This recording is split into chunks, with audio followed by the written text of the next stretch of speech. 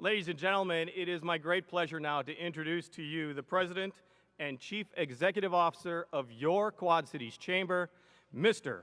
Paul Rumler.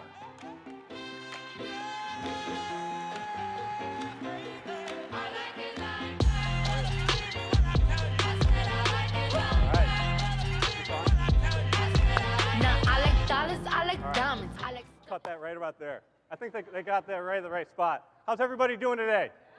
All right, let's give a big round of applause for our sponsors and Jim Mertens, our MC today. He's killer, isn't he? Welcome to our 8th annual meeting, my first annual meeting as your president and CEO. It was great to meet everybody today as you're walking in. Saw a lot of familiar faces and met a lot of new people, and I'm just excited to be in the Quad Cities. And over the last year, I've had a lot of people ask me, why Quad Cities? What was that deal closer that made you want to go to the Quad Cities to lead that chamber? And as you know me, I grew up here. I've always been bullish on the Quad Cities, but the deal maker, the factor was you. As I talked to all of you, I heard stories. I heard the excitement. You told me how great business was here in the Quad Cities. Well, that wasn't just it. You were talking so optimistically about the future and about what you're going to do to make it happen. That was really the factor for me that took it over the top, and I said, I want to be part of that. So as I look around this community, I see things happening in each and every of our communities, in all of our cities, and it's really exciting. You see plans underway, you see projects coming up out of the ground, and you see recent developments that are really adding to the fabric of our community and our economic vitality. I know we all want to do better, and we want to be on that upward trajectory. I hope sometimes we'll stop, smell the roses, and see we're doing some really good things. And you're all doing it, so thank you for being part of it. At the Chamber, we believe in a thriving and prosperous Quad Cities region for all, and it takes a big team to do that. I want to recognize the many stakeholders that are part of it here in the next few minutes. And first, I want to start off with our Chamber team. We have a great staff. Will our staff members at the Chamber please stand up? You all get up every day thinking about what you can do to advance our business community, what you can do to advance our region. Please. These guys work tirelessly on your behalf. Thank you. You saw them, they're scattered throughout the room. Secondly, we're a membership organization. We have about 1,700 members. We have a professional staff of 28, but we rely on our volunteers. And so I'm going to recognize some volunteers. I'm going to ask you to stand, and then we'll give you all a round of applause afterwards. I'm going to start with our board of directors. The Quad Cities Chamber Board, our current board of directors and our past board of directors. Will you all please stand? You guys have really helped shape our organization and had a great vision for the future. Hold on, yeah, all right, we'll give it to them. Stay up, stay up. We have some new board members that are joining us this year. We've had some past board members that have been with us for probably a decade that are going to still be engaged, just not on our board, and we have some great new board members coming on board to help continue that legacy. Also at the Chamber, we have about a dozen associated boards that help run our organization. So I'm going to ask anybody who serves on one of our affiliated boards to please stand up to be recognized. That's anybody from Quad Cities First to the Downtown Partnership to our political action committees, our foreign trade zone. Please, if you are serving on anything from Moline Center, please stand up. We can't do this without you. We have so many operating committees. If you're on a committee, keep standing. Thank you. There is one committee in particular that I want to recognize because of the extra effort that they give. They're our Chamber ambassadors. You saw them today. They were greeting you with me. They're showing you which direction that they go. Can I have all of our Chamber ambassadors that are here today? You have your jackets on with your name badges on. Please stand up. You do so much for our organization. These ambassadors, thank you. They take time out of their day. They attend over 100 Chamber events. They're that friendly face, that warm handshake as you come through the door. They're adding to the fabric of our community and our chamber. Not only that, but they attend over 100 ribbon cuttings and groundbreakings. And if you've seen my schedule, you'll know that I can't make them all, but they do. We've had over 100 ribbon cuttings and groundbreakings, and it seems like there's more and more this year than ever before that they're at. And they've helped celebrate over $1 billion of investment in our Quad Cities community in the last 12 months alone. That's a big deal. So let's also recognize what it takes in the Quad Cities. We are home to many communities. We have a really special relationship with our elected officials at the local, state, and federal level. I know we have many elected officials here today. Will you all please stand to be recognized? You all understand the needs of the business community, and we can't do this without you. Thank you. And I know that you are here, and it takes a big team, so you have staff that work for you. They might be here today, they might be back in the office, but please send them our appreciation as well.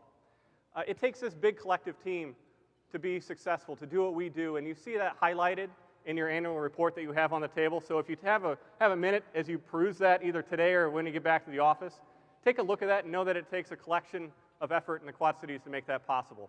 And as you read that, I want you to take away that the Chamber is a powerhouse in 4 key areas. The first is economic development. We've been leading economic development with our public partners for the last 9 years. We have a stellar team of rock stars that are out talking about the Quad Cities across the country and the world, telling companies why they should invest in the Quad Cities area. And it's really cool. We have some special guests with us today that are seeing the Quad Cities and adding some insights on the future of our economy. They don't just attract companies to this area. This team is also about helping you expand, troubleshoot, and make sure that you're continuing to invest your next product line or your next expansion here in the Quad Cities area. The second thing that we do is all about community development. Whether it's advocating for our Rock Island Arsenal or investing in our downtowns, the Quad Cities Chamber is in the business of placemaking. We help develop a special place, and we have relationships with many of our cities to help develop their downtown areas. And I hope that you see the results of that work. The third is Q2030. Q2030 is our regional action plan, and the Quad Cities Chamber is happy to have started that and helped release it into the movement that it is today.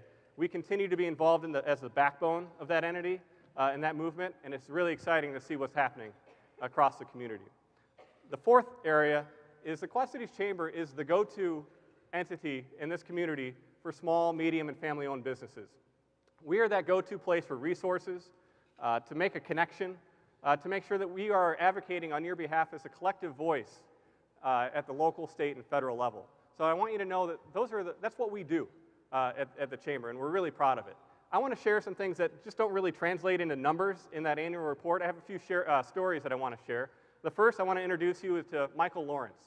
Michael Lawrence, as you see, is the founder of Blue Jacket, a local tech startup here in the Quad Cities area. He's been hustling for the last year or so, and he's been leveraging the programs that we have at the Quad Cities Chamber for entrepreneurs, Ignite Quad Cities. We have meetups that are happening every week, every month, and Michael shared this email with us and wanted to share that with you as he's been leveraging our community's assets. The next story I want to share is Amy Lank. She's the president of American Power Systems. She's a defense contractor who supplies parts around the world for DoD initiatives.